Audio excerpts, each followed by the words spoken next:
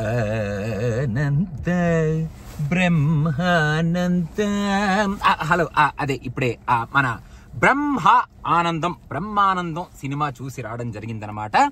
With all due respects to మన బ్రహ్మి గారు. ఆయన అంటే మనకి చాలా చాలా చాలా చాలా ఇష్టం కాబట్టి ఆయనని మనం రెస్పెక్ట్ఫుల్ గా మాట్లాడుకుంటూ ఈ సినిమాని చాలా సటిల్ గా మనం రివ్యూ మాట్లాడేసుకుందాం అనమాట. సో బేసిక్ గా ఈ మూవీలో చాలా ఎలిమెంట్సే ఉన్నాయి. అటు కామెడీ ఉంది, ఇటు సెంటిమెంట్ ఉంది, ఇటు ఎమోషన్ ఉంది.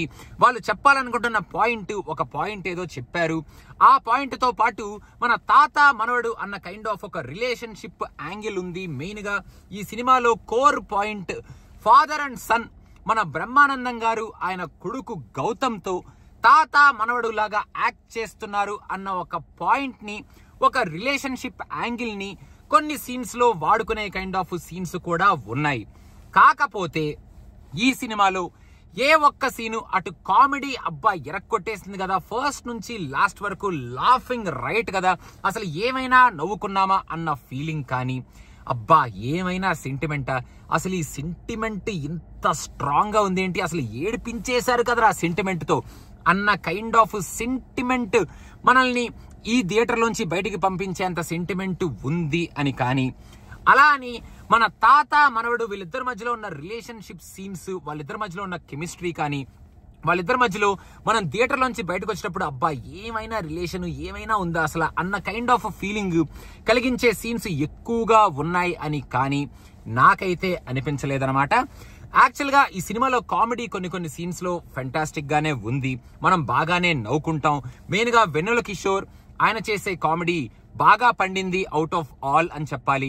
మన బ్రహ్మి గారు ఆయనకి కొంచెం టు బీ ఫ్రాంక్ చెప్పాలంటే ఫుల్ లెంత్ రోల్ లేదు. కానీ బ్రహ్మి గారు నార్మల్ గా మనకి ఎన్ని మినిట్స్ కనిపించినా, ఆయన స్క్రీన్ లో జస్ట్ 1 సెకండ్ కనిపించినా మనం నవ్వుకుంటూనే ఉంటాం. కాబట్టి బ్రహ్మి గారికి ఈ మధ్య కాలంలో మనం సినిమాలు చూసిన సినిమాల కన్నా ఈ సినిమాలో స్కోప్, స్క్రీన్ ప్రెజెన్స్ కొంచెం ఎక్కువ ఉంది. దో త్రూ అవుట్ ద మూవీ ఉండకపోయినా ఆయన ఉన్నంత వరకు బ్రహ్మి గారిని మనం బాగానే ఎంజాయ్ చేస్తాం. ఆయన మనల్ని బాగానే అటు ఎమోషనల్ గాను ఇటు కామెడీ గాను పర్లేదు బాగానే ఎంటర్టైన్ చేస్తారు.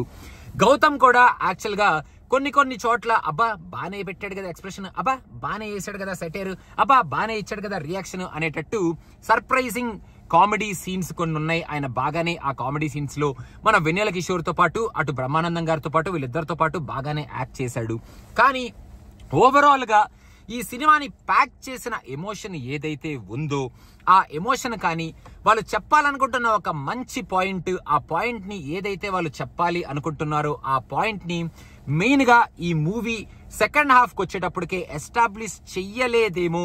ఒకవేళ ఎస్టాబ్లిష్ చేస్తున్నాం అనుకొని డిఫరెంట్ యాంగిల్స్ తీసుకొని ఆ పాయింట్ ని డైల్యూట్ చేశారేమో. చివరికి చెప్పాలనుకుంటున్న పాయింట్, ఆ కోర్ ఎమోషన్ ఏదైతే ఉందో ఆ ఎమోషన్ డైల్యూట్ అయిపోయింది ఏమో అని నాకైతే అనిపించింది అనమాట. ఓవరాల్ గా ఈ సినిమా చూసి బయటకు వచ్చేటప్పుడు మనం ఒక మంచి కామెడీ సినిమాని చూసామా, లేకపోతే ఒక మంచి ఎమోషనల్ సినిమా, అబ్బా ఏమైనా పాయింట్ చెప్పారా, లేదా తాత మనవడు కాన్సెప్ట్ ఈ రిలేషన్షిప్ ని ఏమైనా ఎస్టాబ్లిష్ చేశారా అన్న కైండ్ ఆఫ్ ఫీలింగ్స్ ఏమీ కలగకుండా మన బ్రహ్మి గారిని మనం ఒక మంచి సినిమాలో చూసాం కదా, డీసెంట్ మూవీలో చూసాం కదా అన్న ఫీలింగ్ తోనే మనం బయటకు వస్తాం. అండ్ బ్రహ్మి గారు హీ గేవ్ హిస్ బెస్ట్. ఆయన చాలా రోజుల తర్వాత ఇన్ని సీన్స్ లో మనకు కనిపించడం చాలా చాలా బాగుంది. బ్రహ్మి గారి కోసం అయితే ఈ సినిమాని డెఫినెట్ గా చూడొచ్చు. Vennela Kishore as usual did phenomenal performance, చాలా బాగా నవ్విస్తాడు ఉన్న సీన్స్ లో, ఆయనకి ఇచ్చిన కామెడీ సీన్స్ లో. Raja Gautham also did a good job.